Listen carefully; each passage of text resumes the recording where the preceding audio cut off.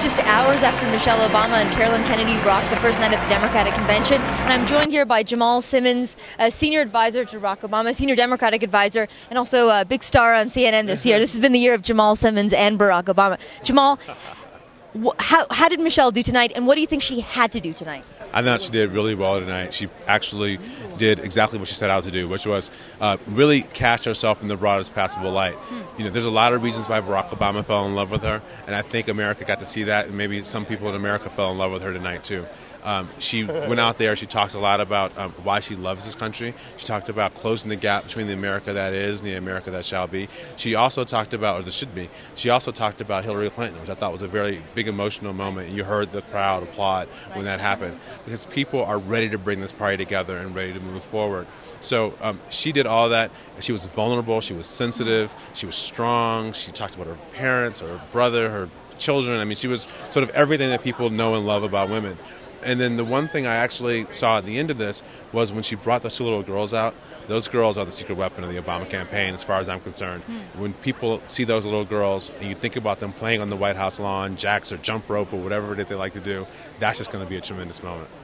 You know, let me ask you, you mentioned sort of Michelle Obama's tone, and you know, you've been covering the campaign, I've been covering the campaign, and certainly, you know, the tone that I've seen over the last 6 months tonight was different. It was a bit, I would say softer. Would you agree? Oh, absolutely. Again, I thought she was very sensitive. I thought she showed some vulnerability. Is that in response to some of the I think it's who she is. And what we've been seeing about Michelle Obama recently or over the course of the campaign, are snippets. 30 seconds here, 10 seconds there. Republicans slicing and dicing what she's saying into small 6 seconds. So now what we saw was a full-on 10 or 12 minutes of her just really, or more than that, 20 minutes, of her pouring her heart out and opening herself up and letting people see the fullness of who she is.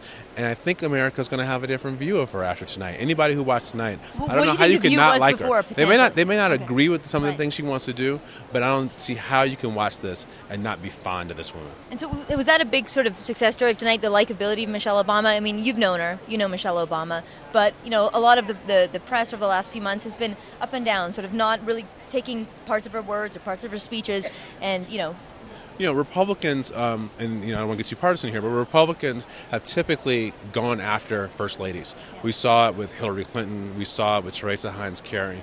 And we're seeing it with Michelle Obama. And so one of the things she's doing tonight is sort of taking that head on. I mean, when she talked about why she loves America, that was her taking head on all these little snippets about, you know, the first time she's proud of her country. Anybody who was really listening to that and being fair can understand what she was saying.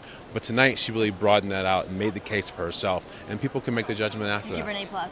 Oh, I give her an A++. Okay, and you talked about the image of those two girls on the lawn, not only as the youthfulness that we saw sort of in the 1960s and Carolyn and John, but also the historic nature of a young black family on that White House lawn. She invoked the memory of Dr. King today. This was the beginning, the kickoff to a historic week. What sort of, can you take us through your thoughts as you were hearing Michelle Obama speak? I mean, it's one thing to get to this point. To be here. This is a phenomenal American story. I mean, what we're seeing right now is we're seeing Barack Obama, who was raised by, most often by a single mom and his grandparents, who struggled and studied his way into some of the best schools in the country. Michelle Obama, who was raised by a family and a father who was ill, let's talk about this tonight, who had multiple sclerosis, but he worked hard to get his kids into school. They went to Princeton.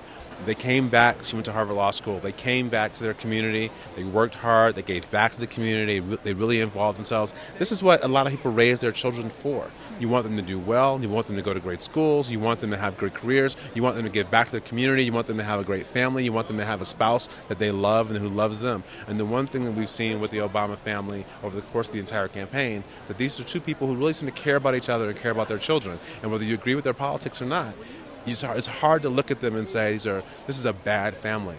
This is a very great American story, and I hope people really pay attention to it.